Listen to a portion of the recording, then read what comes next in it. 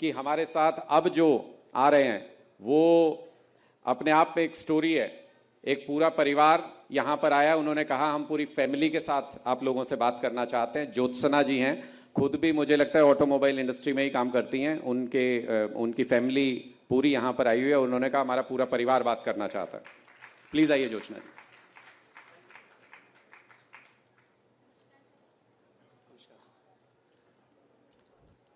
मैं बहुत धन्यवादित हूँ इस अच्छे प्रयास के लिए जो हमारे पूर्व मुख्यमंत्री द्वारा किया जा रहा है।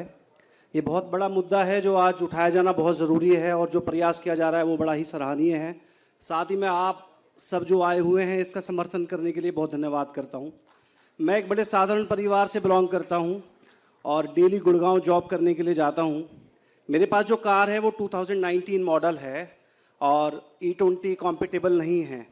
मेरी कार पहले एवरेज देती थी अराउंड 14 का, और जब से ये E20 पेट्रोल हमने लेना शुरू किया है ये एवरेज 9 तक ड्रॉप हो गया है। पहले जो मुझे पेट्रोल पे खर्चा होता था उससे 4 टाइम मेरा खर्चा हो रहा है, जो कि कहा जा रहा है कि just 6% of the average drop हो रहा है, but it is far more than that. और ये बिल्कुल भी मैनेजेबल नहीं है एक साधारण परिवार के लिए। प्लस मेरी wife she is also working in automobile industry और she take cares of customer care, और वहाँ पे मोस्ट ऑफ द कस्टमर जो आ रहे हैं वो आज केवल यही कंसर्न लेकर के आ रहे हैं कि उनको बहुत मुश्किल हो रही है अपनी गाड़ी को मेंटेन करने में। उसकी एवरेज वो मेंटेन नहीं कर पा रहे हैं, पेट्रोल का खर्चा बहुत बढ़ गया है।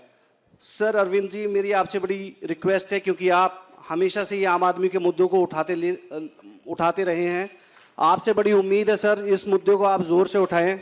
और जबकि आज मोदी जी भी हमारे बीच में बैठे हैं, मोदी जी मैं आपसे रिक्वेस्ट करूंगा, अगर ऐसा मुश्किल होगी तो कैसे हम अपने बच्चों को पाल पाएंगे, कैसे हम अपने घर को चला पाएंगे अगर इसी तरीके से हम मैनेज करते रहेंगे। हम पहले टैक्स में पैसा खर्च करें, फिर हम पेट्रोल में खर्च करें, उसकी मेंटेनेंस में पैसा खर्च करें।